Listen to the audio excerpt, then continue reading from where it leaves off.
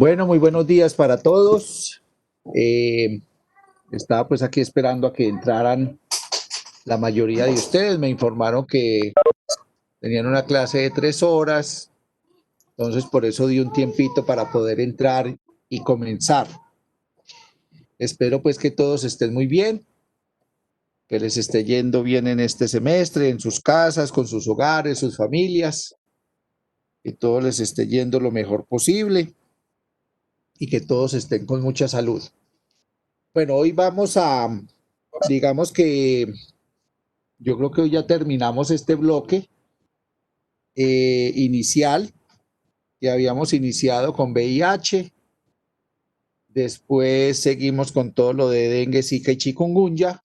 Y hoy estamos terminando con dos enfermedades febriles que están muy asociados al dengue, zika y chikungunya. Recuerden que en este momento estamos hablando como de enfermedades febriles sistémicas. Empezamos por VIH y seguimos pues con las otras tres enfermedades, dengue, zika y chikungunya, que están muy relacionadas, y vamos a hablar de otras dos que también tienen como sintomatología inicial la fiebre y el malestar general. Entonces, vamos entonces hoy a hablar, si Dios permite, de leptospira y de salmonela, y digamos que con eso cerraríamos como este bloque grande de enfermedades febriles sistémicas. Espero que les haya ido bien en el parcial. Pues digamos que las preguntas se hicieron respecto a todo lo que habíamos visto y la gran mayoría eran como pues algunas de conocimiento general, pero la gran mayoría era como de diagnóstico y de análisis. Bueno, entonces vamos a empezar, como siempre comenzamos la reunión eh, hablando de qué sabemos de la leptospira, qué han leído, qué conocen, qué saben, no sé, qué han escuchado sobre la leptospira.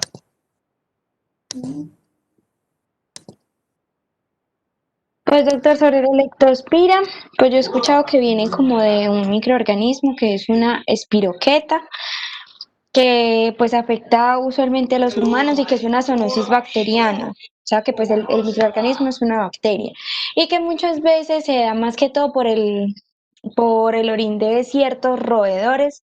No sé si es de todos los roedores. Digamos que también afecta a los macrófagos en sangre y lo que va a hacer la leptospira es algo parecido a las otras patologías que hemos visto, que empieza con unos síntomas en específicos y que se resuelven fácil y aparentemente el paciente ya no tiene nada.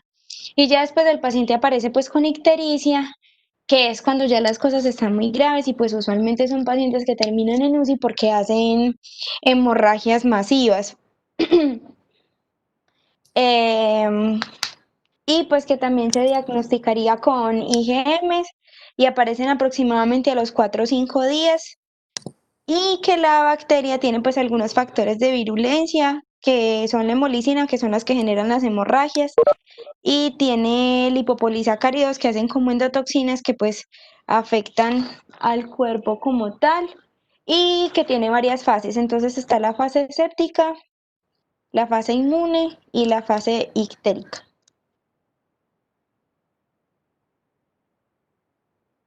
Ah, no, pues ya, muy bien, ya dio el resumen completo, sabe mucho. No, muy bien. Sí, la infección en este caso ya no es un virus, es una bacteria, es una espiroqueta, lo cual quiere decir que es una bacteria que tiene unas, como unas pequeñas ondulaciones en el cuerpo, eso se llama espiroqueta. Y dentro de estas familias de espiroquetas, pues hay varios grupos de bacterias que nos generan enfermedad. Una de las más conocidas es el Treponema pallidum, que es el productor de la sífilis, que también está dentro del grupo de los espiratecales. es como la familia grande de las espiroquetas. Y ahí tenemos entonces a la sífilis y tenemos pues obviamente también la leptospira. La leptospira es muy común en nuestro medio, en nuestro departamento, en toda la parte tropical. Es una bacteria que le encanta vivir en las áreas húmedas. Es una bacteria que, como dice la señorita, generalmente es una zoonosis a partir de animales infectados, que digamos que los roedores son uno de los principales vectores, y cuando ellos pues orinan, eliminan la leptospira, y esa orina entonces después, por ejemplo, usted tiene unos enlatados, estoy diciendo cualquier cosa, una comida enlatada, entonces pasó el roedor, la ratica y hizo sus necesidades al pie de la lata, se orinó, se secó esa orina allí, después usted va y destapa la lata y entonces pues puede haber una contaminación. Y otra forma es también a través del orín de los perros, y hay muchos otros animales que pueden ser reservorios. Entonces, la posibilidad de entrar en contacto con la bacteria es fácil porque pues hay mucho reservorio que puede afectar o que se puede ver afectado y que puede transmitir la bacteria. La bacteria generalmente se entra al cuerpo por escoriaciones, en algunos casos puede ser también, digamos, por vía aérea en el sentido de que se seca la bacteria y entonces pequeños fomites contaminados con la bacteria pues podrían permitir el ingreso de la bacteria al cuerpo. Por alimentos también se puede ingresar. Entonces, digamos que es relativamente un ingreso fácil de generar la infección. ¿Cuál es la problemática con la leptospira? Que es una bacteria que nos genera una sintomatología similar a las que ya hablamos. O sea, tenemos fiebre, malestar general, puede haber dolor de huesos, puede haber rash, eh, puede haber eh, mm, puede haber vómito. Entonces se puede confundir inicialmente con cualquiera de las que ya vimos. No puede decir eso es un dengue. Y puede haber también baja de plaquetas, pero ya en las fases ictéricas. Y el cuadro hemático tampoco nos dice mucho porque uno diría, ah, bueno, pero es que como es una bacteria, entonces produce una leucocitosis. No necesariamente produce una leucocitosis. Y entonces ese es el problema, que en este caso particular, si hay un error en el diagnóstico, el paciente se nos puede morir rápidamente porque esta bacteria hace una infección sistémica, llega a diferentes partes del cuerpo, llega al hígado, llega al riñón, puede llegar al pulmón y el paciente puede morir por una falla hemorrágica. Y entonces eso es lo que lleva a que se bajen las plaquetas también, a que hayan alteración en los factores de coagulación y entonces el paciente se nos muere por esa leptospira. Y obviamente pues hay una falla fuerte a nivel del hígado porque digamos en el hígado puede haber replicación de la bacteria. Un momentico, por favor.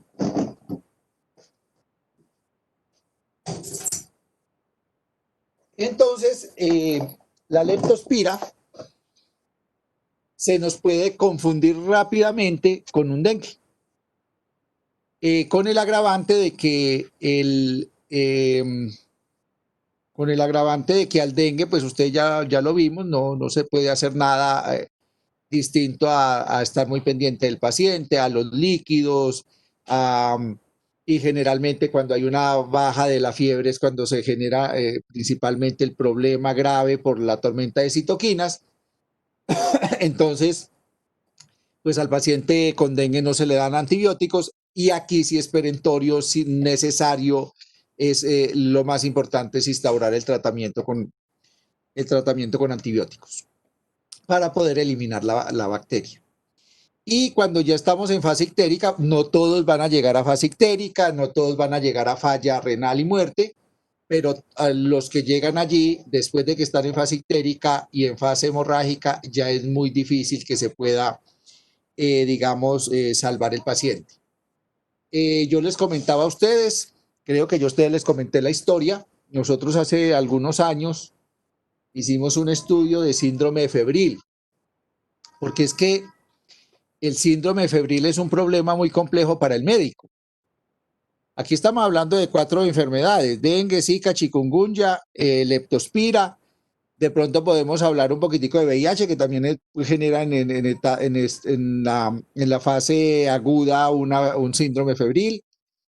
Podemos hablar un poquitico ahorita de la salmonela, pero es que ahí solo tenemos 5 enfermedades que generan fiebre. Pero hay muchas otras y de origen desconocido, porque también tenemos las riquecias, estamos hablando ya de las leptospiras, tenemos otros virus que son que generan síndrome hemorrágico y que están circulando en Sudamérica, como como el guaranito, están las encefalitis, o sea, hay una gran cantidad de enfermedades virales y bacterianas que generan síndromes febriles y que en muchos casos no los podemos detectar. Entonces nosotros hicimos hace algunos años, yo creo que por ahí unos 3 o 4 años, un estudio para evaluar el síndrome febril y tratar de darle diagnóstico. En ese trabajo que se hizo, pues nos llevamos la gran sorpresa que solo podíamos, con el diagnóstico que teníamos, de hacer identificación de leptospira, de hacer identificación de riquecias y de hacer identificación de dengue. En ese momento todavía no ha entrado el Zika ni el chikungunya. Entonces se logró hacer el diagnóstico como del 55%. O sea que nos quedaba un 40% de personas que tenían un síndrome febril y no sabíamos qué era. Entonces, eso nos quiere decir que hay una gran cantidad de virus o bacterias que generan infecciones febriles que no sabemos cómo poderlos diagnosticar. Bueno, entonces, como en todas las clases, vamos a empezar a ver una presentación chiquita. Bueno, no es tan chiquita. Vamos a ver primero un videíto.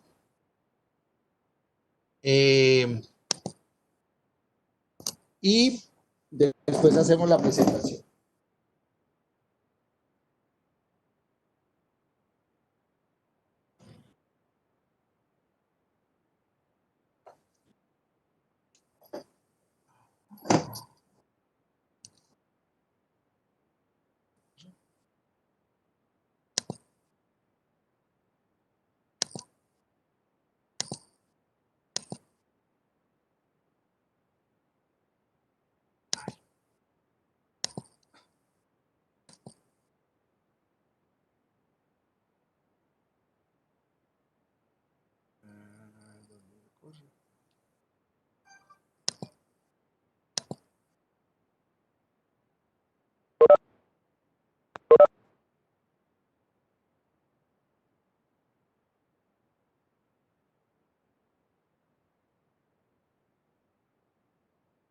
No me abrió.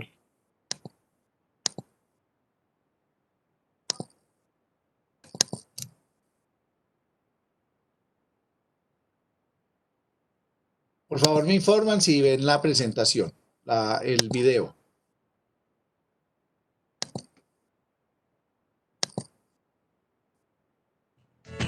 ¿Sí lo ven?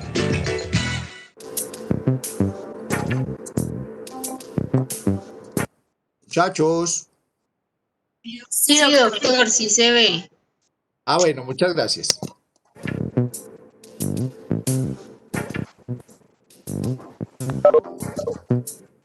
La leptospirosis es una enfermedad infecciosa que afecta absolutamente a todos los animales, tanto domésticos como silvestres. Doctor, pero no se escucha. En el hombre produce una enfermedad de tipo febril que puede ser No, yo sí la escucho. Sí, Yo también escucho. en el cual se produce temperatura, diarrea, dificultad respiratoria o tienen ictericia. El INTA trabaja con métodos de detección de tipo cero. Voy a empezar.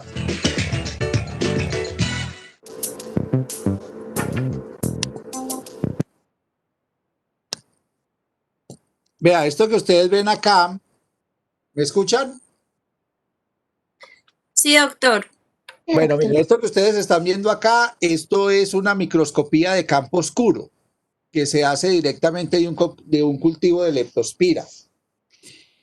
El microscopio de campo oscuro es un microscopio óptico, pero que tiene es unos filtros que hacen que la luz no pase derecho, sino que pase polarizada. Y al generar la luz polarizada, ustedes pueden ver esto brillante, chiquitico que ven acá, como unos bacilitos que son refringentes. Y eso sería una forma de poder hacer un diagnóstico de leptospira. Obviamente aquí se ve mucha cantidad de leptospira porque tenemos un cultivo directamente. Pero esa prueba se utiliza en las fases agudas de la enfermedad, en los primeros más o menos 5 días de inicio de síntomas. Si estamos pensando en una leptospira, no se puede mandar anticuerpo IgM porque todavía no aparece. Entonces se hace una prueba directa que se llama campo oscuro para leptospira y se hace directamente en orina, en este caso del paciente infectado. También se puede hacer, por ejemplo, al perrito y a los animalitos el campo oscuro, y lo que uno miraría, observaría son estas bacterias, ¿sí? Refringentes que se pueden observar. Y esa es una forma de diagnóstico en la fase aguda de la enfermedad. Entonces, aquí quería decirles eso.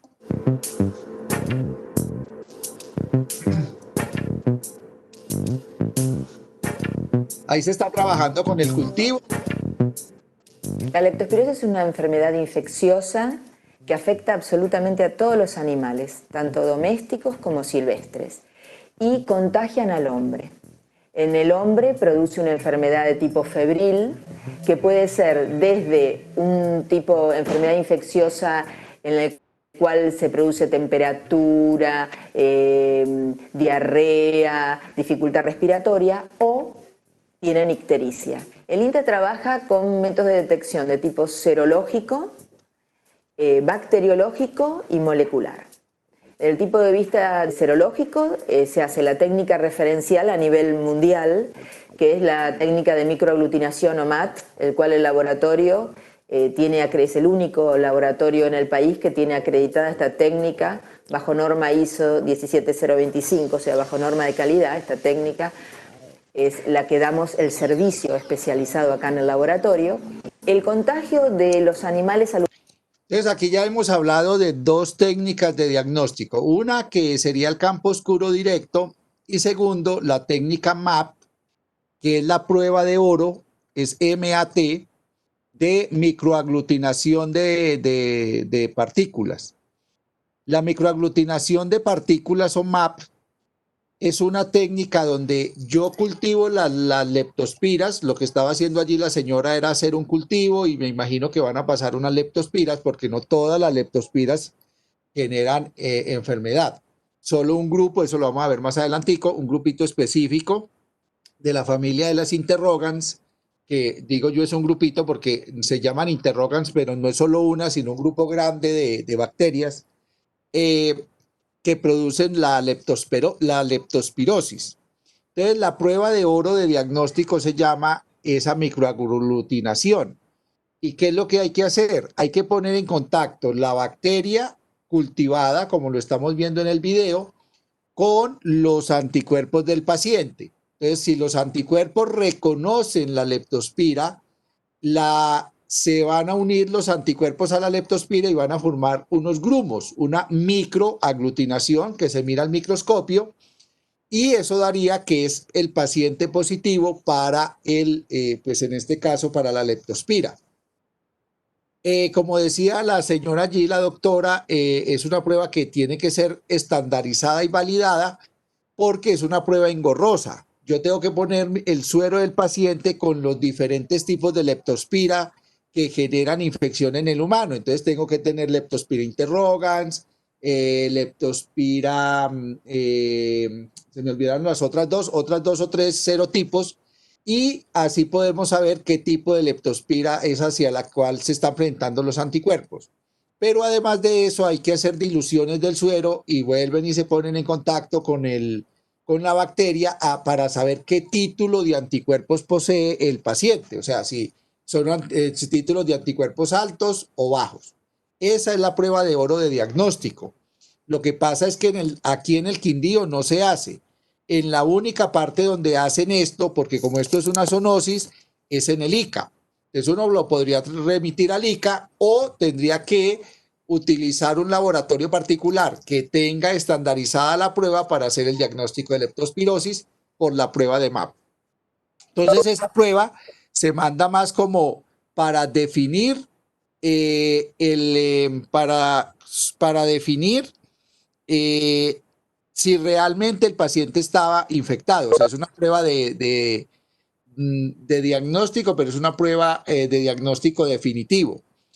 Y para hacer un diagnóstico presuntivo se puede hacer una IgM para leptospira por ELISA, pero después hay que confirmarla por MAP. Humanos a través de la orina. La leptospira se transmite a través de la orina y llega al medio ambiente, sea el agua, el vehículo de la leptospira justamente es el agua, o al barro. En el barro sobrevive la leptospira 180 días y en el agua 365 días. Por lo tanto, la posibilidad de sobrevivencia y de transmisión es muy grande. Y todos los animales, tanto domésticos como silvestres, a través de la orina, diseminan leptospiras en el medio ambiente. Por eso decimos que la leptospirosis en el hombre puede tener contagiarse por algo ocupacional, es decir, es la gente que trabaja en el campo, en frigoríficos, en criaderos, recreacional, que están en lugares donde se pesca, donde practican deportes acuáticos como puede ser natación, esquí acuático, están en contacto con el agua, tienen laceraciones y penetra la leptospira. Bueno, las recomendaciones que tenemos es, en primer punto, la vacunación. La vacunación tanto en animales de producción como en animales domésticos, porque no solamente el hombre puede contagiarse por animales de producción, como puede ser un bovino, un porcino, sino también nuestro perro puede ser una fuente de contagio a través de la orina. Entonces, la vacunación es importante y es anual. La leptospira es una bacteria muy lábil. Quiere decir que simplemente manteniendo limpio y pasando por los pisos agua lavandina, una dilución de agua de lavandina, es suficiente para matar a la bacteria.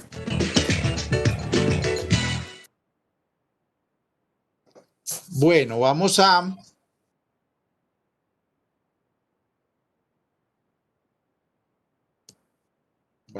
ver. Doctor, qué pena, ¿me podría repetir eso de diagnóstico? Es que ahí se me entrecortó. Pues la prueba de oro. La prueba de oro se llama MAP. Muy buenos días a todos los participantes. Se llama MAP, microaglutinación de partículas. Y esa prueba de oro se hace a partir de poner en contacto el suero del paciente con las diferentes cepas de leptospira. Entonces es una prueba engorrosa, es una prueba que se tiene que estandarizar, como decían ahí en el video. Y además de eso, es una prueba donde usted tiene que hacer diluciones del suero para poder determinar qué título de anticuerpos tiene el paciente frente a cada una de las cepas de leptospira que se va a trabajar. Esa es la prueba de oro. La prueba presuntiva de diagnóstico es una IgM para leptospira que se hace en ELISA, pero el ideal es que toda prueba de IgM que salga positiva para leptospira se confirme por MAP. Eso debería ser así. Y les decía que esta prueba generalmente no se hace en los laboratorios clínicos, la de MAP, sino que se hace directamente en el ICA.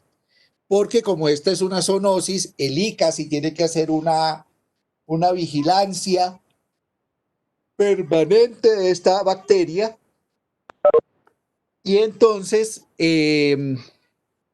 allí es donde se hace la prueba. Pero no es una prueba de diagnóstico clínico porque se demora, porque ellos tienen que hacer la prueba de leptospirosis, pues digamos, a todos los animales, entonces no tiene oportunidad de diagnóstico.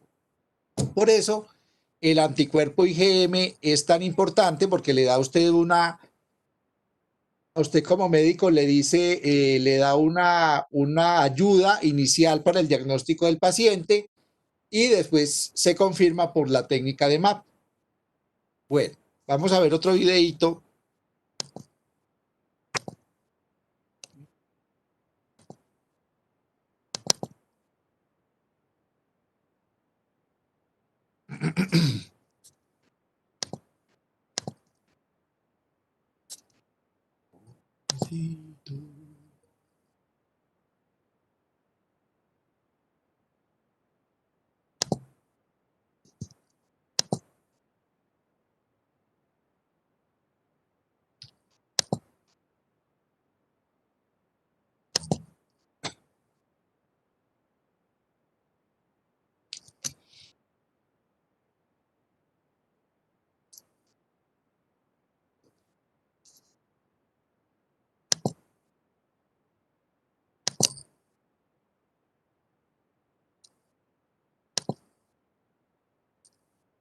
Bueno.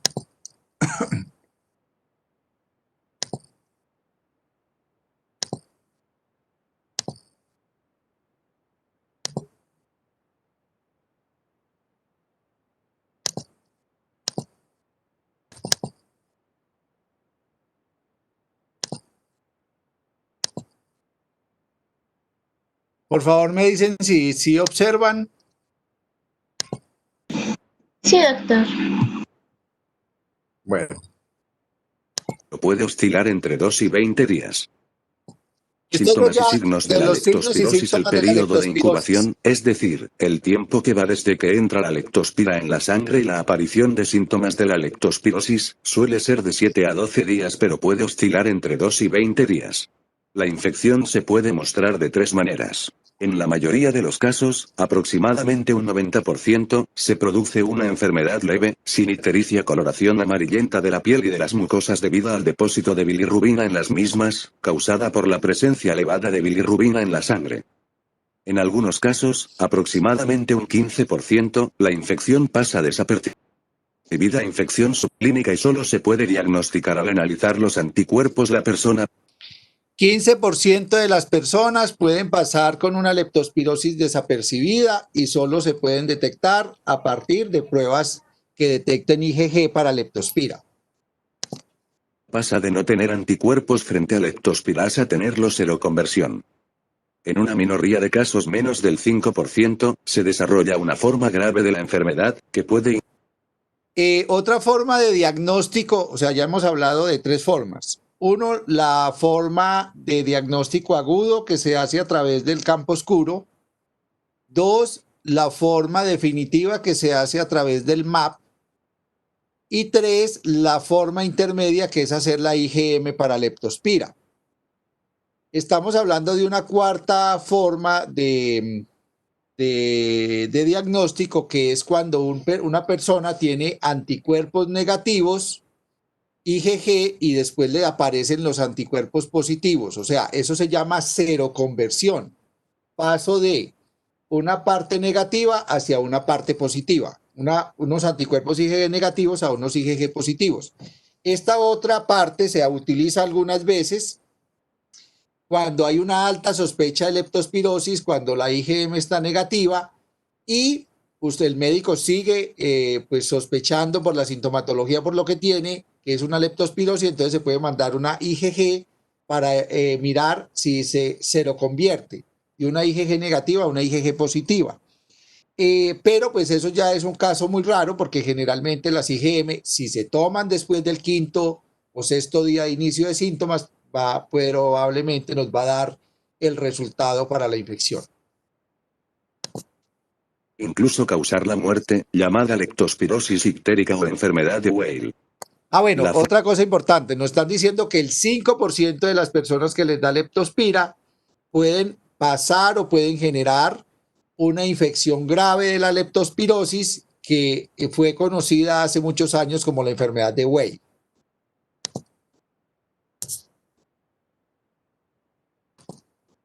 Forma típica de la leptospirosis tiene dos fases que, a su vez, coinciden con dos fases de fiebre. La primera fase o septicémica, cuando la leptospira se puede detectar en la sangre, dura entre 4 y 7 días. Después, entre los desaparece, y luego la fiebre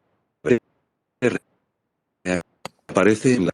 Entonces, la leptospirosis tiene diferentes fases, digamos, clínicas. Una primera fase donde la persona tiene una, entre comillas, septicemia, una sepsis, mejor una septicemia, de bacterias circulando en la sangre. O sea, llegó la leptospira, entró por una abrasión, hizo una multiplicación allí en el tejido y después por un ganglio linfático por sangre empieza a regarse por el cuerpo.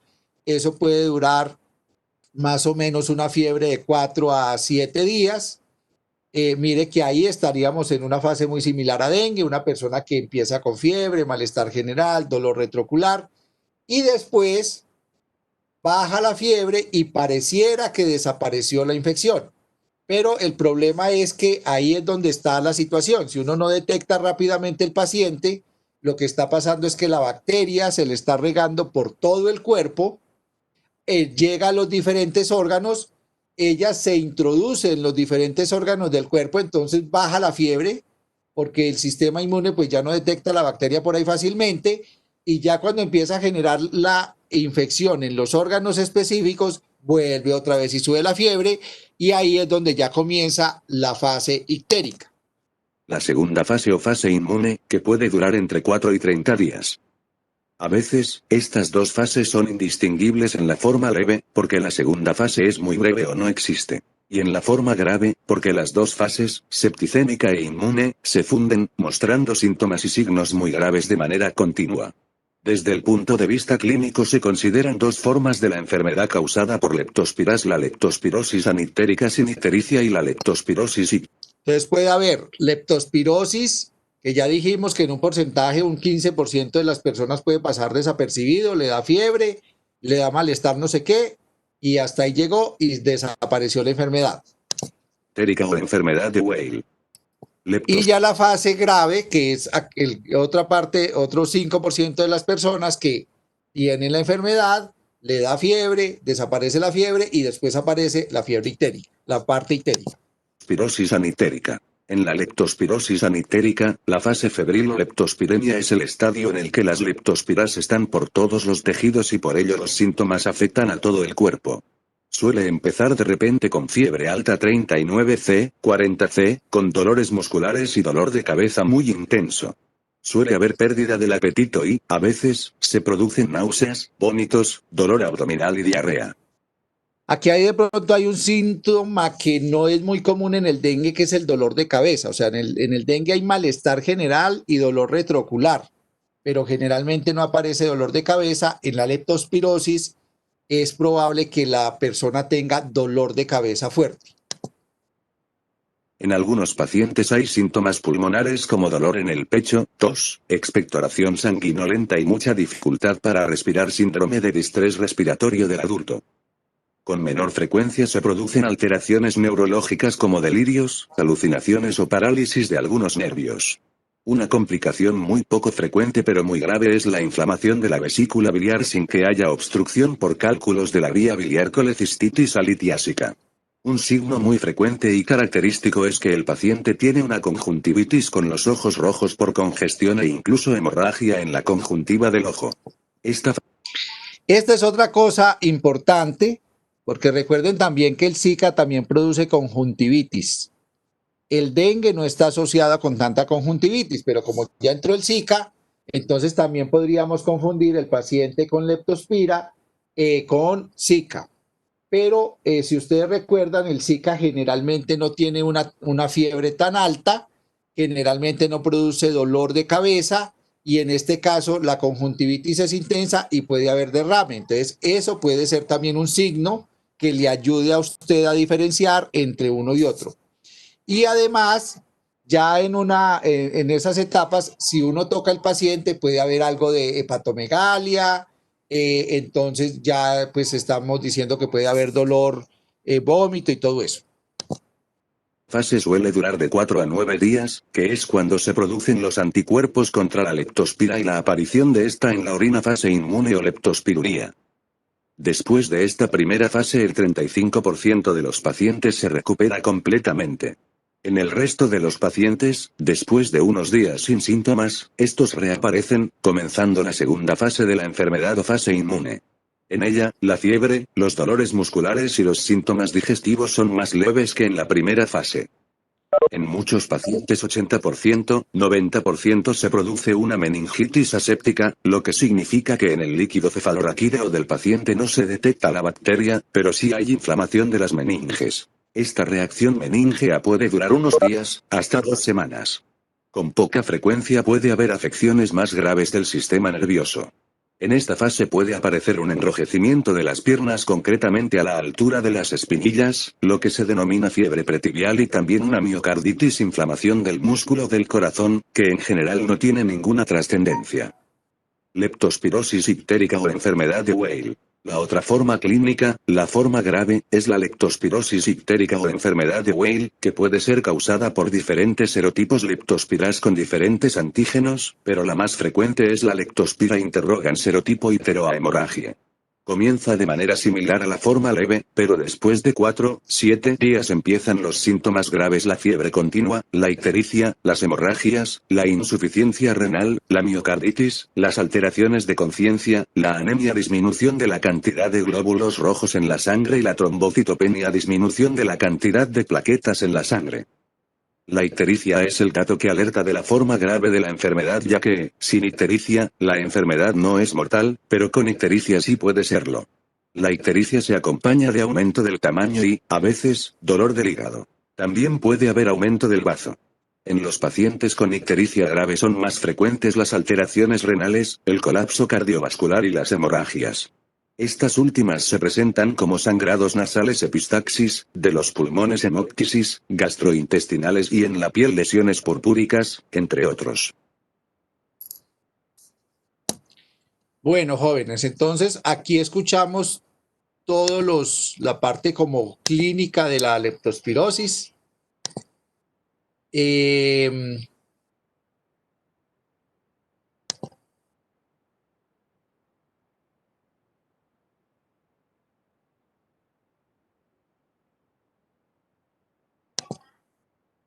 Bueno, entonces ahora sí vamos a continuar con la presentación.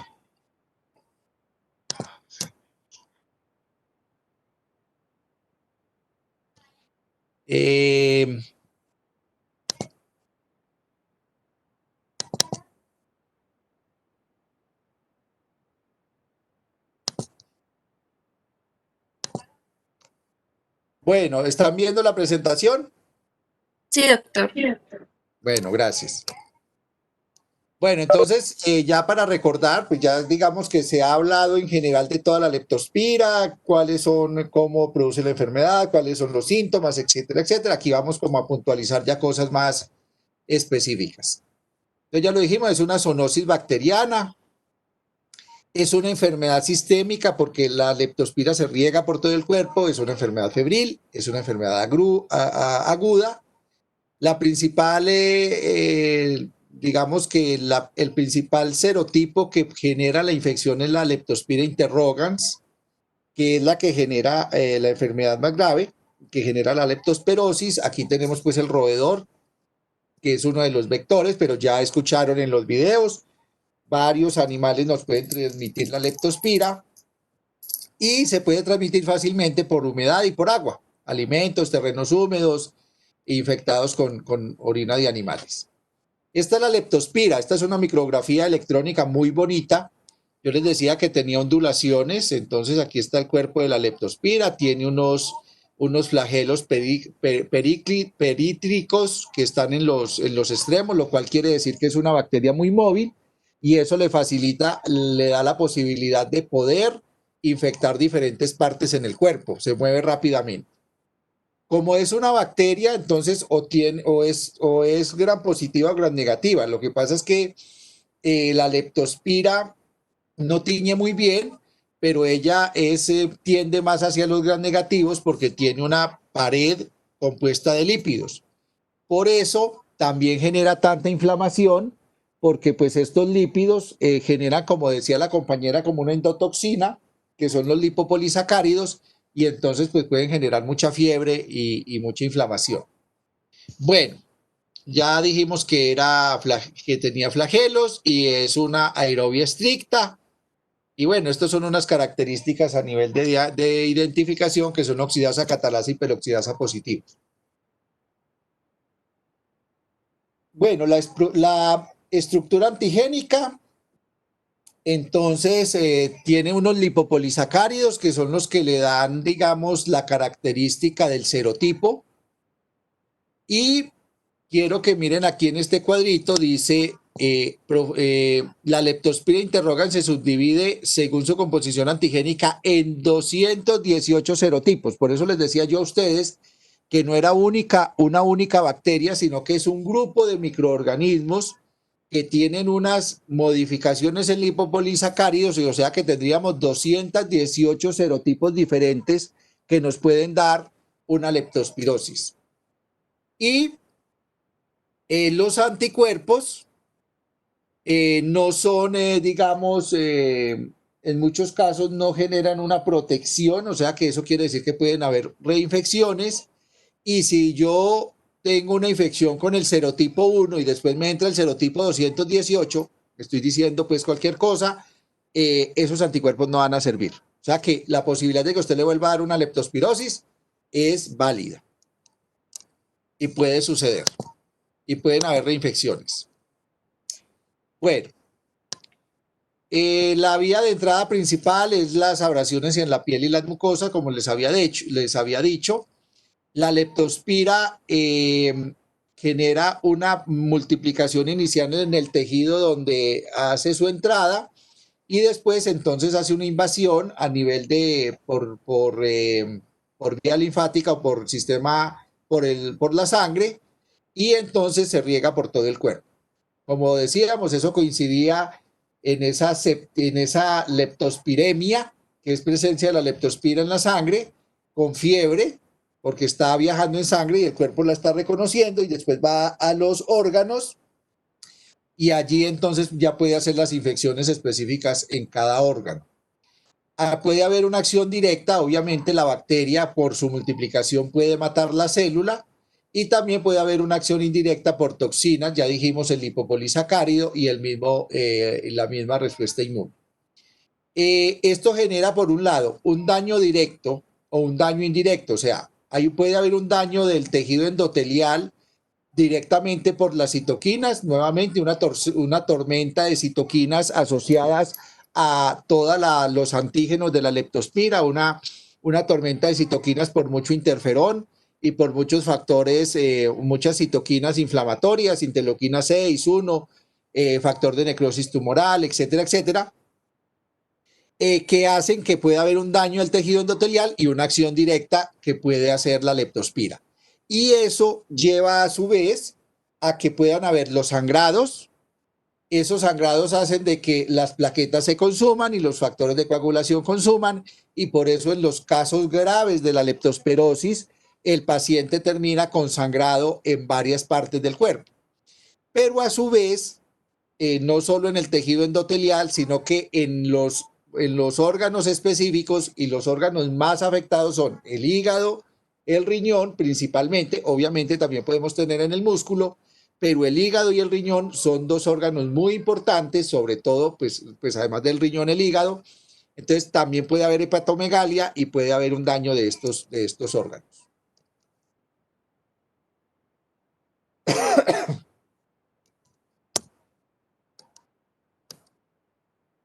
Bueno, entonces, digamos que la invasión se pueden infectar células endoteliales, macrófagos, y él tiene una capacidad de adhesión a los colágenos a los proteoglicanos, a la matriz y a la laminina. Entonces eso hace de que la bacteria pueda replicarse en tejido endotelial, pueda replicarse en los macrófagos, pero además tiene unas adhesinas que le permiten unirse a casi cualquier parte del cuerpo, porque colágeno tipo 1 al 4 lo tenemos en todas partes. La laminina hace parte de la matriz extracelular, igual que los proteoglicanos. Entonces, la bacteria puede estar adherida en cualquier parte del cuerpo y se puede quedar en los órganos respectivos.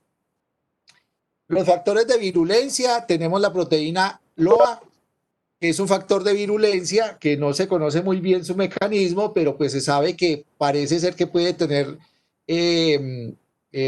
digamos, ayuda al mimetismo molecular, pero también parece ser que ayuda a que la bacteria pueda ingresar a diferentes tejidos.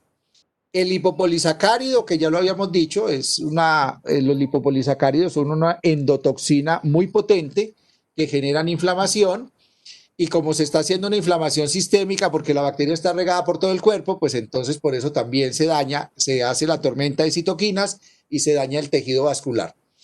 Los filamentos axiales, que ya lo habíamos dicho, los flagelos que le permiten la movilidad, y tenemos hemolicinas, como decía también la compañera. Entonces, dentro de las hemolicinas tenemos fosfolipasas y esfingomielinasas, que estas son las que lo que hacen es romper los fosfolípidos, y recuerden que los fosfolípidos hacen parte de las membranas celulares. Entonces, la membrana celular se rompe y se daña la célula.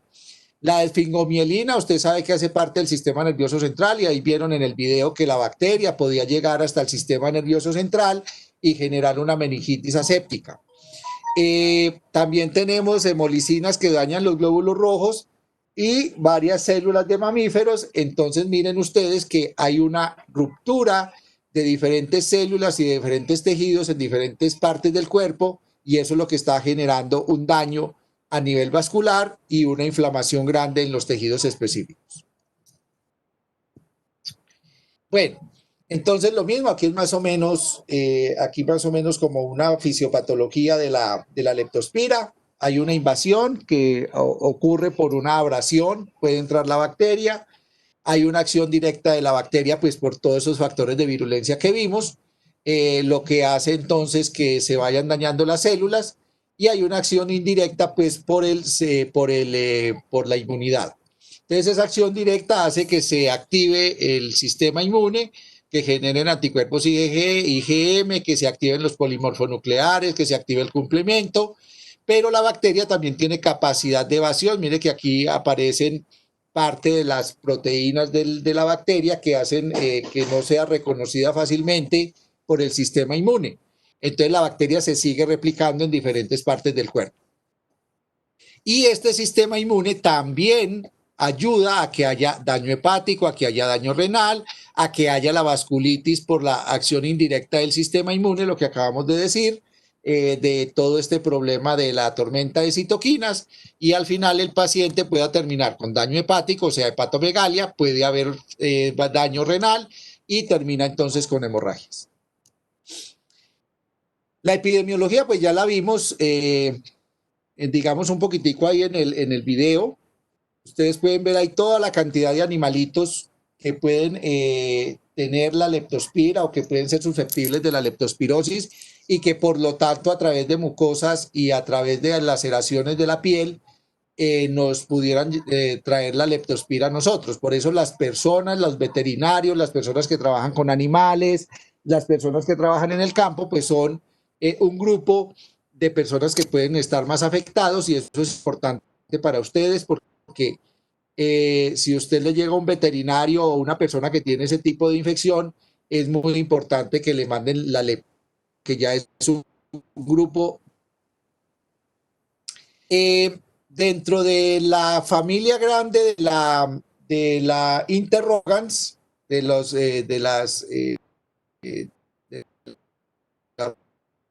familia grande de las leptospiras, hay diferentes serovariedades.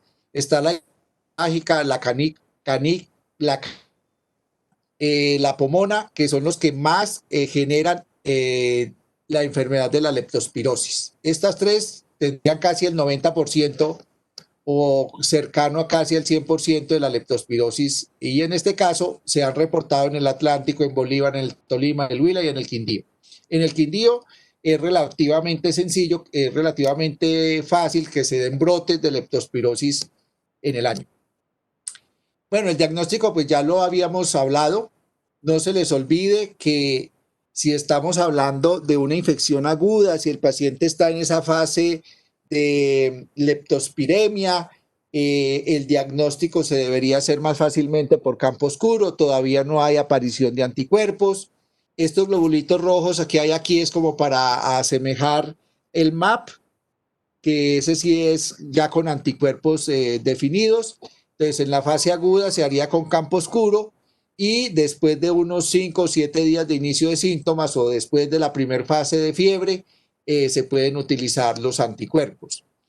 Si ustedes me dicen, bueno, si yo hago un hemocultivo, ¿puedo cultivar la leptospira? La probabilidad de que crezca en un medio de hemocultivo podría ser, pero no es muy común que se mande esa prueba para diagnóstico. El diagnóstico por cultivo se hace a través de estos dos medios que ustedes ven acá, Fletcher y Kuyok. Son medios enriquecidos, son medios difíciles de preparar. La leptospira se puede demorar en crecer, entonces generalmente el cultivo no es un diagnóstico definitivo y no es un diagnóstico clínico que se haga pues muy fácilmente. El diagnóstico, como les dije, se hace presuntivo a través de anticuerpos, que en este caso sería el diagnóstico serológico. Ese diagnóstico serológico puede ser presuntivo con la IgM que les dije, o ya haciendo la reacción de microaglutinación de las leptospiras, que también, como les dije, es una prueba un poco dispendiosa de estandarizar, pero es la prueba de oro. Y se pueden utilizar los ELISAs IgM para leptospira, que ese sí es el que más utilizamos en los laboratorios, en el diagnóstico clínico, por su facilidad pues, de hacer el diagnóstico. Esto es lo que yo les decía ahora, que si hay una seroconversión o un aumento de títulos de anticuerpos, pues también nos serviría, pero en ese caso necesitaríamos doble muestra. Bueno, esto era lo que habíamos hablado del cuadro clínico. El cuadro clínico puede ser diverso, puede ser leve, puede no aparecer o puede ser muy grave. ¿Y de qué depende ese cuadro clínico? Pues obviamente el tropismo del agente, la intensidad de la infección y las condiciones inmunes del paciente y también la respuesta del paciente. Entonces, pues esto ya era lo que habíamos visto en el segundo video, que puede haber una fase séptica, una fase inmune y una fase ictérica. La fase séptica, que es de 4 a 7 días, que puede generar como un cuadro gripal y que podemos encontrar la bacteria en la sangre, en el líquido cefalorraquídeo, en los tejidos. Y pueden haber fiebres intermitentes. En la fase inmune, se llama así pues porque ya empiezan a aparecer los anticuerpos, el proceso febril va disminuyendo. Recuerden ustedes que esto es como por dos fases, hay fiebre, desaparece la fiebre, después aparece la fase grave. Aparecen los anticuerpos, desaparecen obviamente las bacterias de la sangre y del líquido cefalorraquídeo, pero generalmente quedan en riñón y algunos podrían llegar hasta el humor acuoso en el ojo. Y la fase ictérica, que hay anticuerpos circulantes, pero ya hay una afectación muy grave de la leptospira a nivel de diferentes órganos como el hígado, la meningitis, puede haber uveitis y puede haber daño renal. Dentro de estas fases clínicas, que es la séptica, la inmune y la ictérica, entonces se generan dos fases clínicas, la anictérica y la ictérica. La anictérica, que es el 90% de los casos, que es más leve, que tiene una baja correlación con la muerte. Allí los anticuerpos, digamos que funcionan, logran controlar la infección, el cuerpo logra eliminar la leptospira. Obviamente eso también va a depender mucho de la leptospira que tengamos y del sistema inmune de cada uno. Y entonces el 90% de esos casos queda como una forma nictérica, quedan anticuerpos que en algunos casos no son muy neutralizantes o va perdiendo esos anticuerpos neutralizantes y quedan simplemente como anticuerpos que aunque no neutralizan, nos sirven para el diagnóstico clínico, para el diagnóstico serológico, perdón, de que sí tuvo contacto alguna vez con leptospira. Y la fase ictérica, que es entre el 5 y el 10% de los casos, que habíamos dicho que se conocía como la enfermedad de Wei, que es más grave y que, pues, como ya lo vimos en el video, por lo menos lo escucharon, pues puede causar la muerte por la afectación en diferentes órganos. La forma nictérica simplemente quedaría en esa fase séptica e inmune, ¿cierto? Esa fase se daría, pero ahí se controla la infección, o sea, cuando aparecen los anticuerpos se controla la infección, se eliminan las bacterias y listo. Y esa es la fase nictérica, no alcanzamos a llegar a la otra parte. Y la fase ictérica, pues obviamente hubo una fase séptica, hubo una fase inmune, pero pues esta ya sí llega a esa segunda fase donde empieza, la bacteria se riega por todo el cuerpo, puede haber insuficiencia renal, puede haber insuficiencia hepática, las transaminasas pues obviamente se elevan.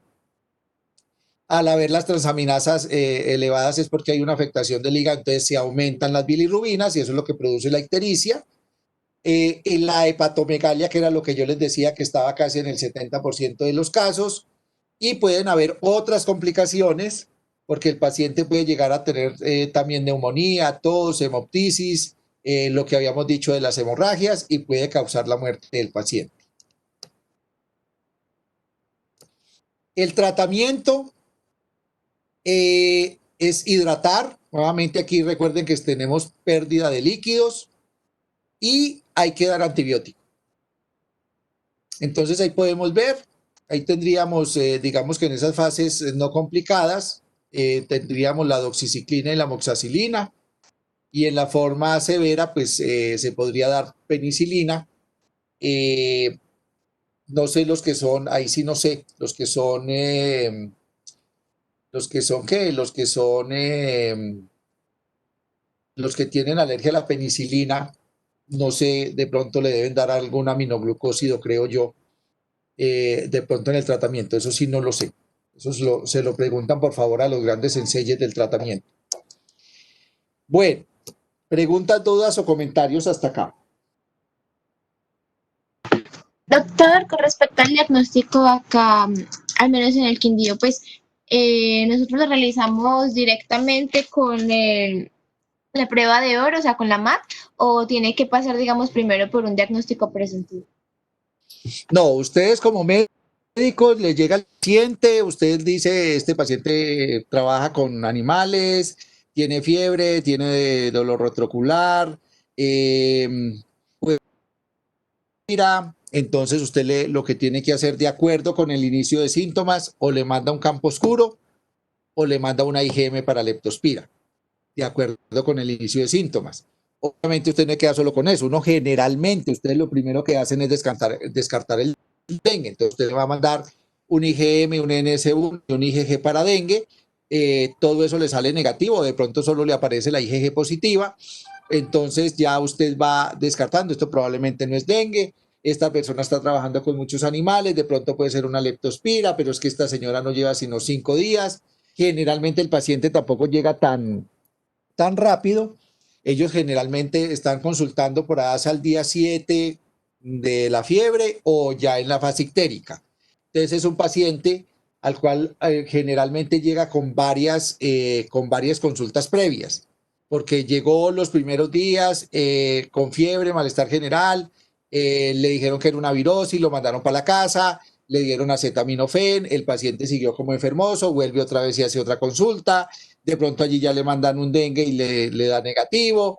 Entonces, a ellos pueden tener hasta varias consultas. Recuerden, no se les olvide mucho el cuadro hemático, hay que mandar el cuadro hemático, ya les dije, probablemente no va a haber leucocitosis, se va a comportar como si fuera una virosis, pero las plaquetas sí es un dato muy importante, porque si yo tengo un paciente que tiene, no es dengue y tiene las plaquetas bajitas, pues hay que pensar que tenemos una leptospirosis allí en curso. Obviamente, como usted le tocó al paciente, entonces ya empieza a evaluar que de pronto pueda tener una hepatomegalia. Pues los pacientes también pueden llegar con vómito, las plaquetas están bajitas, entonces usted manda ya a esas alturas, tiene 7, 10 días de inicio de síntomas, se le manda una IgM para leptospira. Si está antes de esos días, tiene que mandarle un campo oscuro. Con eso, con esa IgM, si le da positivo, usted comienza a trabajar, le comienzan la medicación, le hacen el tratamiento, etcétera, etcétera, y puede que posteriormente le llegue el MAP. Entonces, ¿cuál sería el ideal? ¿Que a uno le llegara el MAP de una vez? No, la verdad es que eso no va a suceder, porque vuelvo y les digo, esto lo hace el ICA monta solo una vez por semana, entonces si por ejemplo usted mandó la muestra el día jueves y el viernes montan la prueba, pues probablemente usted está de buenas y ahí le sale al otro día. Pero si usted le llegó el paciente el sábado y el montaban el viernes, entonces le toca esperar hasta el otro viernes y usted no puede dejar un paciente sin tratamiento 8 días. Entonces, para resumirte, la realidad es que en nuestro medio se trabaja el IgM principalmente por ELISA y con eso ustedes trabajan. Hay prueba rápida también, como se hace para dengue. Hay ELISA y hay inmunocromatografía, que son pruebas rápidas que nos detectan IgG e IgM para leptospira. Y ya con eso, más la sintomatología, tú comienzas a darle tratamiento al paciente y ya vas mirando que el paciente empieza a mejorar. Entonces, pues eso ya te da a ti una certeza de que lo que este paciente tenía era una leptospirosis. Bueno, ¿más preguntas?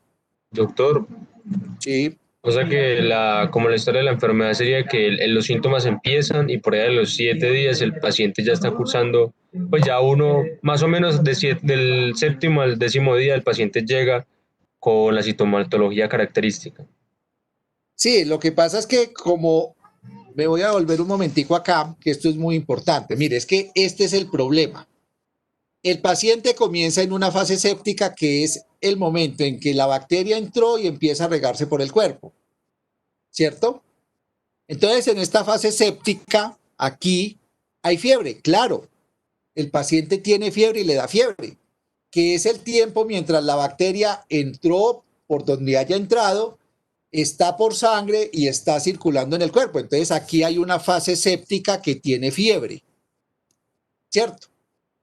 Y entonces dice que empieza a producirse la fiebre y por ahí entre el día 1 y 3 empieza a bajar la fiebre. ¿Por qué? Porque empiezan a aparecer los anticuerpos. Entonces, si usted tiene un paciente que lleva 4 o 5 días con fiebre, inicialmente en esos primeros 4 días todavía no tenemos mucha IgM, espere un poquito más, espere que esté en el día 5 o 6 si está pensando que leptospira. Si está pensando que es dengue, usted desde el día 3 ya puede estar, desde el día 4 ya está mandando la IgM. Por eso es que es muy importante saber los tiempos. Porque como usted no le va a llegar el paciente, vea, yo tengo leptospira, usted está como médico está en una situación muy compleja. A usted le llegó un paciente con fiebre, con malestar general. Generalmente la leptospira produce más dolor de cabeza, pero pues eso tampoco es un hallazgo muy específico. Entonces, a usted le llega ese paciente. Es que yo vengo de la patria. En la patria hay mucho dengue. Usted lo primero que tiene que ir descartando es lo que lo puede matar más fácil el paciente, pues el dengue. Lleva 3 días, 4 días de fiebres, entonces mandémosle una IgM para dengue y un NS1. Todo eso le sale negativo. Entonces usted no puede dejar el paciente así porque el paciente siguió. Entonces, ¿qué es lo que sigue en segundo lugar después de tener fiebre y todo esto y malestar y no sé qué? Una leptospira. Si le puede mandar las dos cosas al mismo tiempo, si usted tiene ¿cómo le digo yo? Está como interrogado entre esas dos, leptospira y dengue, y además este paciente, a pesar de que vive en la patria y en la patria hay mucho dengue, pero este paciente trabaja con animales o trabaja en el campo o es veterinario o es una persona que maneja un hato, etcétera, etcétera, mire que ahí ya hay epidemiológicamente se tira más hacia la leptospira. Entonces, usted le envía, como ya lleva 5 o 6 días de inicio de síntomas, le manda una IgM, pero no la puede mandar muy temprano porque si no, le va a dar un falso negativo. Pero si usted tiene una alta sospecha, entonces no le mande una IgM, mejor mándele un campo oscuro y espera unos días, 2 o 3 días, obviamente no me lo deja, me lo manda para la casa, lo puede dejar en el hospitalizado, le están dando líquidos, le están siguiendo con cuadro hemático cómo van las plaquetas y cómo va la hemoconcentración, todo ese cuento, y entonces ahora sí hace la IgM. O sea, la IgM aparece mucho tiempo después que lo aparece en el dengue. Y por eso les digo, aquí está el problema. Como la leptospira hace una fase febril inicial, mientras está circulando por sangre y después baja la fiebre, y después de que baja la fiebre, entonces empieza la fase ictérica, que es la más grave. Pero esta empieza por allá 10 o 12 días después de inicio de síntomas. Eso también es importante. Recuerden ustedes que no hay dengue de 20 días. Por eso les decía yo a ustedes al principio. Si un paciente a usted le llega en una segunda fase, ¿cierto? Que es donde ya tuvo fiebre, se le quitó y volvió y le apareció la fiebre, entonces usted ya tiene que ir descartando un poquito. Este paciente ya lleva como 15 días con fiebre, eso no puede ser un dengue, porque es que el dengue no da 15 días de fiebre. Usted recuerde que el dengue se le complica a la gente entre el día 4 y 6, pongámosle mucho, del 4 al 8, pero un paciente con 15 días de fiebre no existe. Entonces, esas son cositas que les van dando a ustedes la idea de qué es lo que tiene y toquen el paciente. Porque a pesar de que el dengue puede tener algo de hepatomegalia, pues da más hepatomegalia. Mire, el 70% de las personas con leptospira tiene hepatomegalia. Entonces, es un signo más específico para leptospira que para dengue. Entonces, si usted toca al paciente, lleva un paciente 10 días tuvo fiebre, volvió y le apareció fiebre, tiene hepatomegalia, hay que instaurarle el tratamiento ¿qué? Con antibióticos. Entonces miren que no es fácil, porque aquí tenemos mucha infección febril. Por eso les decía yo, y al principio les dije lo del trabajo que hicimos. Y aún así, casi el 40% de los casos no los pudimos diagnosticar, no sabíamos qué era. Entonces, esa es la problemática que tenemos con leptospira. ¿Qué más preguntas, dudas, comentarios? Listo, gracias, doctor. O sea que en un principio uno pediría pues del descarte del dengue, la serología que es el IgM y la NS1 en esos 4 días. Pues si el paciente ya Sí. tiene fiebre por 4 días, la Y eso descartamos sí. Y una cosa muy importante, si usted cree, dice, no, es que este paciente lo que tiene es una leptospirosis, pues mándele un campo oscuro. ¿Cuál es el problema? Les voy a ser sinceros también. Campo oscuro no lo hace sin un solo laboratorio aquí en el Quindío, porque el microscopio ese que les dije que era el microscopio de campo oscuro, es un microscopio costoso, un microscopio de esos vale como 15 o 20 millones de pesos y usted no lo necesita, no lo utiliza y no para 2 o 3 cositas. Entonces todos los laboratorios clínicos no tienen campo oscuro, pero pues es una forma de poder hacer un diagnóstico.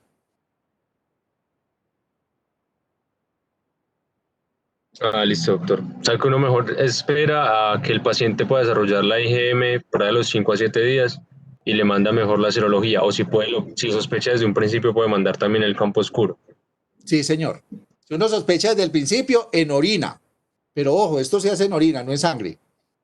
Se recoge la primera orina de la mañana y se manda la prueba de campo oscuro. Eso, ¿cuál es el otro problema de esa prueba? Ya que me acordó usted también allí. Y esa prueba tiene un problema, que la orina hay que recogerla en el laboratorio porque la leptospira se muere muy fácil. Entonces, ese es un examen que hay que hacerlo inmediatamente. Usted recoge la orina, centrifuga la orina e inmediatamente la monta en el microscopio para ver las leptospiras moviéndose, porque ya se dieron cuenta ustedes que tiene varios flagelos, flagelos no, varios flagelos, perdón. Entonces ella se mueve rápidamente y entonces por eso hacemos el diagnóstico. Si la leptospira está muerta, es muy difícil. Entonces, la muestra hay que tomarla directamente en el laboratorio y se hace inmediatamente la prueba antes de que se mueran las leptospiras. Y si no, manda la serología, pero usted ya sabe que la serología tiene que ser por allá después del día 7, 8 de inicio de síntomas. Listo, doctor. Gracias. Listo, caballero.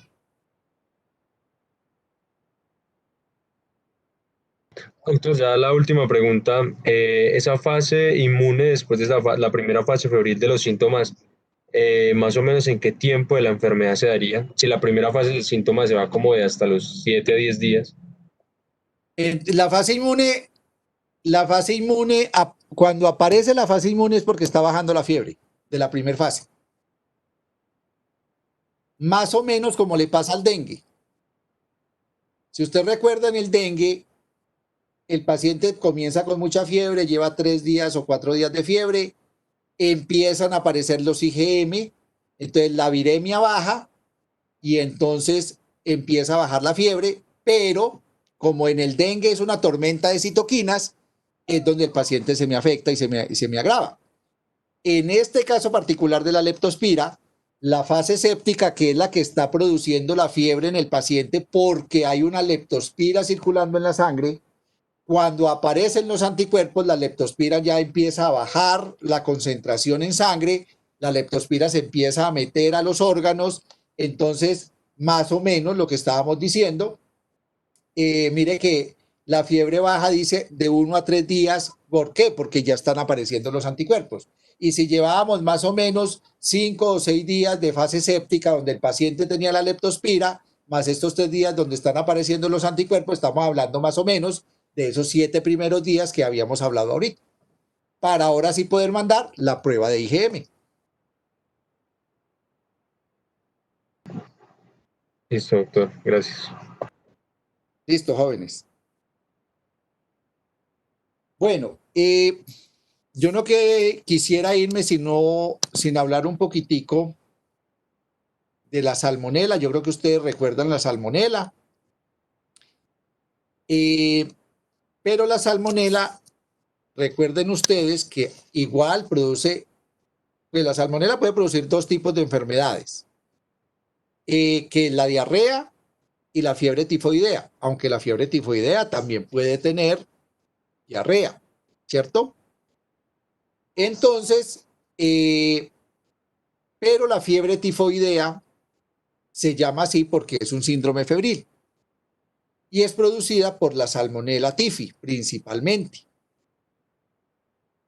Y si ustedes recuerdan cuando estábamos en nutrición y hablábamos de la salmonela, pues entonces ya ustedes saben que esto se transmite por vía de alimentos principalmente, es una enfermedad transmitida por alimentos. La salmonela puede producir una pequeña diarrea, una pequeña diarrea inicial y después el paciente comienza con fiebre.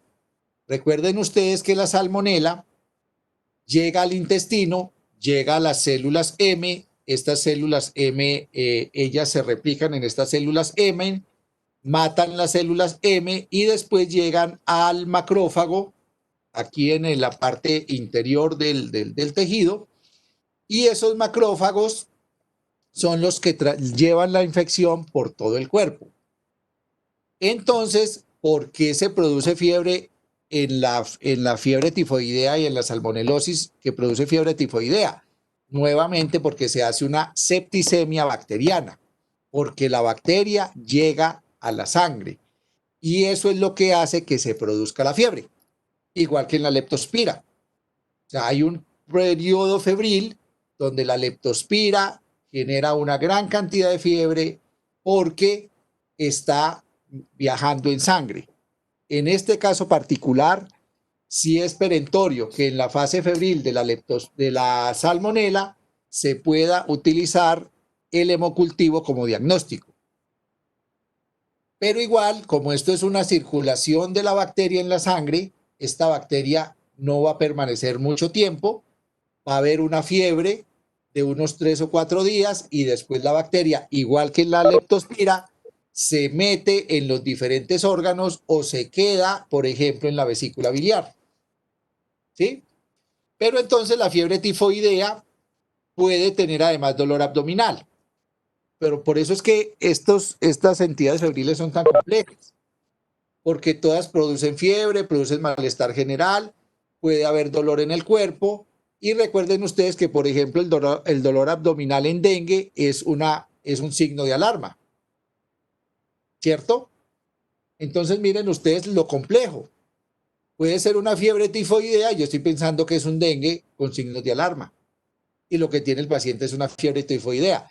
Lo que sí no produce el dengue y lo que sí parece ser que no produce la leptospira es diarrea. Entonces, si ustedes le preguntan y hacen una buena anamnesis del paciente, entonces le va a decir que tuvo un síndrome diarreico días antes o que en ese momento probablemente puede tener algo de síndrome diarreico. Hay que preguntarle al paciente si tiene diarrea. Bueno, ustedes ya saben, la transmisión es por agua y alimentos contaminados con materia fecal, y también puede haber una transmisión sexual de esta infección. Pues estos son pues la forma más común de la transmisión, que de acuerdo a los alimentos. Entonces el huevo es uno de los más comunes porque las gallinas pueden tener en la cloaca una infección y entonces salen los huevos contaminados con salmonela, y cuando usted prepara los huevos, pues usted no lava los huevos y entonces se puede contaminar. En la forma más común de transmisión es a través de los alimentos. Hay un problema que ya es muy común en todas partes, que es la resistencia a los antimicrobianos. Ya la salmonela se ha vuelto resistente y hay ya menor susceptibilidad a las fluoroquinolonas, como la ciprofloxacina. Entonces, pues esto es una situación grave porque pues ya los medicamentos normales, los antibióticos que se utilizan normalmente, pues ya están perdiendo el efecto. Entonces, ¿cuáles son las manifestaciones clínicas? Fiebre prolongada y dolor abdominal. Aquí podríamos tener un poquitico de cuando el dolor es mucho y el paciente ha referido que tuvo una diarrea previa, esto los puede guiar a ustedes a que eso es una fiebre tifoidea. Las manifestaciones clínicas, mire que aquí también hay hepatomegalia, entonces mire que esto ya se parece mucho a la leptospira. También puede haber epistasis, o sea que puede haber algo de sangrado, ¿sí ven? Puede haber esplenomegalia, pueden haber algunas lesiones cutáneas como la roceola, o sea, como en la piel aparecen unas manchas en la piel. Entonces, mire que todo esto se parece a todo. Aquí sí hay cefalea, puede haber escalofríos, puede haber tos, mialgias, artralgias, náuseas, vómito, diarrea. Entonces, el dengue no produce diarrea, la leptospira no produce diarrea, la esplenomegalia no se presenta tanto ni en dengue ni en leptospira, se produce la hepatomegalia, entonces por eso hay que tocar el paciente. Bueno, puede haber un 10 o 15% de las personas que desarrollan una enfermedad grave, como Guillain-Barré, neuritis, pueden haber hemorragias y perforación intestinal, puede haber necrosis de las placas de Peyer, que es nuestro sistema inmune a nivel del intestino. Bueno, puede haber pancreatitis, puede generarse abscesos hepáticos bacterianos, en este caso por la salmonela. Esto es algo bien interesante que ocurre en algunos pacientes, que es el síndrome hematofagocítico. ¿Qué es eso? Que yo encuentro macrófagos que se comen los glóbulos rojos. Eso a veces puede ser evidente en el cuadro hemático, pero no todos los pacientes lo presentan. Y si uno manda un cuadro hemático y le manda un extendido de sangre, de pronto fuera posible poder ver ese síndrome. Y eso sí está muy relacionado con salmonelosis. ¿Por qué ocurre? Porque la salmonela, como va por sangre, en algunos casos puede adherirse a los glóbulos rojos, entonces los macrófagos se fagocitan el glóbulo rojo con la bacteria. Puede haber endocarditis, pericarditis, miocarditis, orquitis, glomerulonefritis, parotiditis, todo eso lo puede presentar la leptospira. Perdón, la salmonela. Digamos que, por ejemplo, esos antecedentes de viaje, pues sí, pues digamos sobre todo para los europeos, pero pues nosotros realmente pues no viajamos a ningún lado y aquí la tenemos. La salmonelosis es una de las principales infecciones transmitidas por alimentos y las que produce intoxicaciones. Entonces, pues nosotros creo yo que en algún momento hemos estado en contacto con la salmonela. La prueba de oro sería el hemocultivo en la fase inicial de la infección, porque pescarla pues allí en la sangre. La segunda prueba que se utiliza es el coprocultivo, porque después de que ella pasa por sangre, puede quedar en reservorios en la vesícula biliar, entonces los coprocultivos también salen positivos. No hay pruebas, digamos, no hay pruebas de diagnóstico por ELISA, no es que usted mande anticuerpos para salmonela, no, la prueba de oro es el cultivo, principalmente, ya sea de sangre o de materia fecal, identificando la salmonelosis. El cuadro hemático en algunos casos puede presentar leucocitosis o leucopenia y puede haber neutropenia. Entonces mire que tampoco el cuadro hemático nos ayuda mucho. Y todo lo que genere hepatomegalia pues va a generar alteraciones de la función hepática. En leptospira es muy importante también hacer función hepática para saber cómo está el hígado y cómo están esas transaminasas. Entre más altas estén las transaminases, mayor es el daño hepático. Este es un cultivo en un medio que se llama Ectoen y ustedes ven que las colonias son como negritas. Entonces es una forma de hacer el diagnóstico. La prevención y el control pues se supone que es comer alimentos no contaminados, comer alimentos bien preparados. Hay una vacuna, pero realmente eso no se aplica a todo el mundo. Y pues se supone que usted se la aplicaría. Si yo me fuera a ir a la India y a la China, yo me la aplicaría. Pero pues yo creo, como les digo, que casi todos nosotros ya tuvimos contacto con la salmonela. ¿Qué hora es? Vamos a ver unos videitos y ya terminamos. Doctor, ¿Sí? en esta los anticuerpos sí son neutralizantes o no. Pues la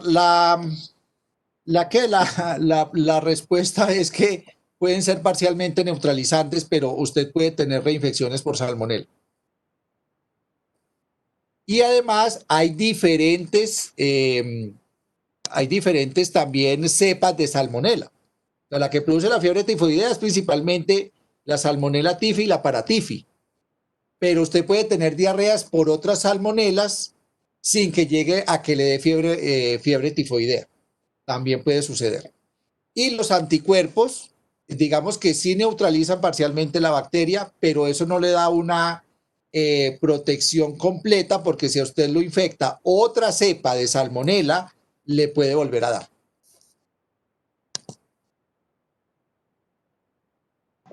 Bueno, vamos a ver un videíto.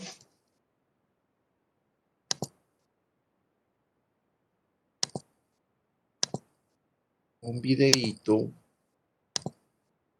¿Qué pasó? Es que siempre me olvido que es con esto.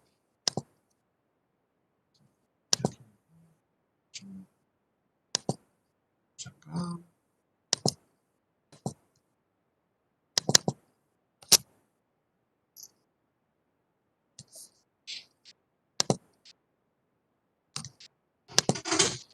¿Están viendo el video? Sí, doctor. Bueno. Bueno, vamos a seguir con la siguiente parte, una vez ya hablado un poco sobre la fisiopatogenia de Salmonella tifi, fiebre tifoidea. Hablemos un poco en cuanto al cuadro clínico. El cuadro clínico, bueno, de entrada el periodo de incubación es de 7 a 21 días. Esto va a depender siempre del tamaño del inóculo ingerido y del estado inmunológico del paciente. En promedio se requieren de 10 a la 3 a 10 a la 6 microorganismos para que se pueda establecer la infección. La fiebre tifoidea clásica entonces se presenta 7 a 14 días posteriores a la ingesta. Durante la primera semana, el patrón de fiebre que se describe es un patrón de fiebre escalonado. Esto quiere decir que conforme va avanzando el tiempo, irá alcanzando cifras de temperatura mayores. Esto puede verse un poco obscurecido por la toma de antipiréticos. El dolor abdominal en general es difuso. En esta etapa no esperamos igual todavía tener complicaciones. Es un dolor abdominal difuso, generalizado, aunque puede haber más dolor hacia el cuadrante superior derecho. Recordamos que por sistema retículo endotelial llega al hígado. No es raro ver igual un proceso de hepatitis, incluso que se vea reflejada con una transaminasemia leve durante la fiebre tifoidea, está descrito esto, y aquí es importante mencionar que puede haber tanto constipación como diarrea, siempre como que relacionamos más la cuestión de la diarrea. Algunas series han descrito que es durante la primera semana mucho más frecuente la constipación. En esta etapa puede haber un poco de tos seca, que no es rara, y el delirium y el estupor no son tan frecuentes, sino más avanzada la enfermedad. Al final de la primera semana es que llega a aparecer el rash característico de fiebre tifoidea, estas lesiones en tronco, que serán mucho más visibles en gente de tez clara. Son lesiones maculopapulares de 1 a 4 centímetros, son escasas normalmente, asalmonadas, y son consecuencia de émbolos hacia la dermis, ¿ok? Lo importante es que solo 1/3 de los pacientes lo llega a presentar. De hecho, en series recientes cada vez lo reportan con menor frecuencia. Entonces, el no haber presentado un rash realmente no descarta la posibilidad de fiebre tifoidea. Ya para la segunda semana progresa la sintomatología, en el caso que, bueno, en la mayoría de los casos que no se ha dado un diagnóstico ni un tratamiento, y puede empezar a presentar el paciente mayor sintomatología. Un abdomen distendido, puede haber esplenomegalia, puede haber bradicardia, incluso disociación de la temperatura, pulso que mencionábamos, a pesar de la fiebre, que se detecte bradicardia.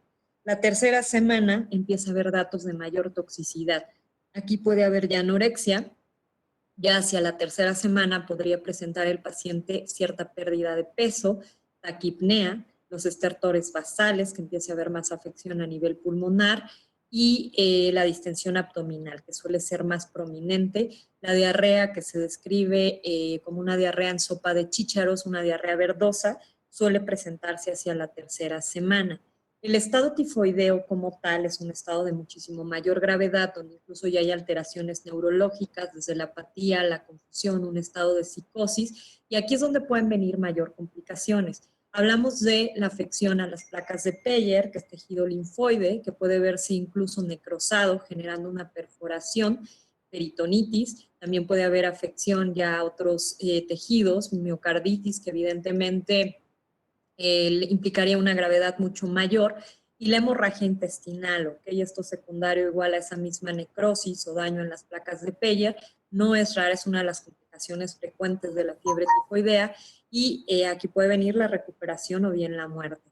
Otras manifestaciones que son menos frecuentes, pero siempre que hablamos de este tipo de microorganismos que son invasivos, que son intracelulares facultativos, que causan una diseminación sistémica, pues las manifestaciones, aunque algunas mucho menos frecuentes, pueden ser muy variadas, desde cefalea severa, neumonías lobares, las artralgias aisladas, síntomas urinarios, la ictericia porque hubiera mayor inflamación hepática, la fiebre es un dato prácticamente característico, pancreatitis, meningitis, orquitis, osteomielitis, y los abscesos están descritos como manifestaciones menos frecuentes pero posibles en la fiebre tifoidea.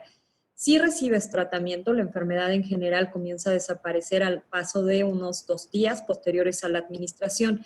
Sin tratamiento, la mortalidad previamente se describía en un 30%, actualmente se calcula en un 15%. La mayoría de los pacientes reciben tratamiento, por lo que la mortalidad descrita actualmente es tan baja como del 1%. Lo que es importante recordar es que 10 al 20% pueden presentar recaídas, ¿ok? Presentar nuevamente sintomatologías, muchas de ellas relacionadas pues, con resistencia a fármacos o con duración inadecuada del tratamiento. y los portadores crónicos, que se describen en un 1 a un 5% del total de los pacientes. Esto del estado de portador crónico se describe mucho más frecuente en ancianos, en mujeres y los portadores de litiasis vesicular. Vamos a ver que, bueno, ya comentamos en la fisiopatogenia que la vesícula tiene un rol importante en fiebre tifoidea, ¿ok? Puede haber igual bacteremia, llegar hacia ahí, hacia la vesícula, por una diseminación hematógena o bien por extensión desde el hígado. Y de ahí reingresa, como comentamos, nuevamente al intestino. Se ha visto que la litiasis vesicular favorece el hecho de que se desarrolle un estado de portador crónico. Se cree que genera un ambiente propicio para que la bacteria permanezca ahí en estos pacientes. Y obviamente también estará más expuesto a ser portador crónico el que haya recibido un tratamiento inadecuado. Eso en cuanto al cuadro clínico. Vamos a hablar un poco en cuanto al diagnóstico, ¿ok? Entonces, el diagnóstico es realmente mediante cultivo. Este sería el gold estándar, es 100% específico. Si habláramos de un cultivo idóneo, sería el mielocultivo. Si dijimos que entra sistema retículo endotelial, el mielocultivo sería ideal con una sensibilidad más alta, hasta de un 90%. Sin embargo, no es tan práctico, normalmente no se va a realizar un mielocultivo en un paciente que esté manejado de manera ambulatoria. Suele ser más fácil tomar cultivos de sangre, de heces o de secreciones intestinales, sobre todo de sangre y de heces, y la sensibilidad aquí va del 85 al 90% si es durante la primera semana. Hay que contemplar que los resultados están de 48 a 72 horas, por lo que si existe una alta sospecha, es adecuado iniciar un tratamiento empírico. Las pruebas serológicas, entre las que se encuentran las pruebas de Vidal, que miden anticuerpos aglutinados contra el antígeno H, que habíamos quedado que los antígenos H y yo del polisacárido y flagelar, son poco utilizados en la actualidad. Realmente tienen una baja sensibilidad y especificidad, sobre todo en áreas altamente prevalentes, como sería la nuestra. El método de ELISA para detectar anticuerpos IgM e IgG para polisacárido de Salmonella typhi está igual en desarrollo. Existe reacción en cadena de polimerasa con sensibilidad no tan buena, limitada, de hecho del 82%, sí muy específica, pero la realidad también es que es muy poco disponible, sobre todo en el tipo de países en los que esto es más prevalente, pues son países de escasos recursos donde la reacción en cadena de polimerasa pues no se tiene o no está disponible. Hay pruebas rápidas que hasta ahorita han demostrado sensibilidad y especificidad muy limitadas y no está indicado su uso actualmente. ¿Qué más podemos ver en cuanto a otros laboratorios? Bueno, pues puede haber leucocitosis leve o leucopenia, cualquiera de los dos, o sea que es muy inespecífico por la afección medular, anemia también, por el proceso inflamatorio y la afección medular. El volumen de sedimentación globular lo encontraríamos aumentado, puede haber trombocitopenia, recordar que puede haber hepatoesplenomegalia y favorecerse por esto y también por la afección medular, linfopenia, la transaminasemia que les comentaba, no es rara, o sea, de hecho es bastante frecuente por la infección hepática, y los desequilibrios hidroelectrolíticos, la hiponatremia, la hipocalemia son poco frecuentes, realmente la diarrea no llega a ser abundante y es poco probable encontrarlo. Vamos a dejar este segundo video aquí para en el último video hablar sobre tratamiento.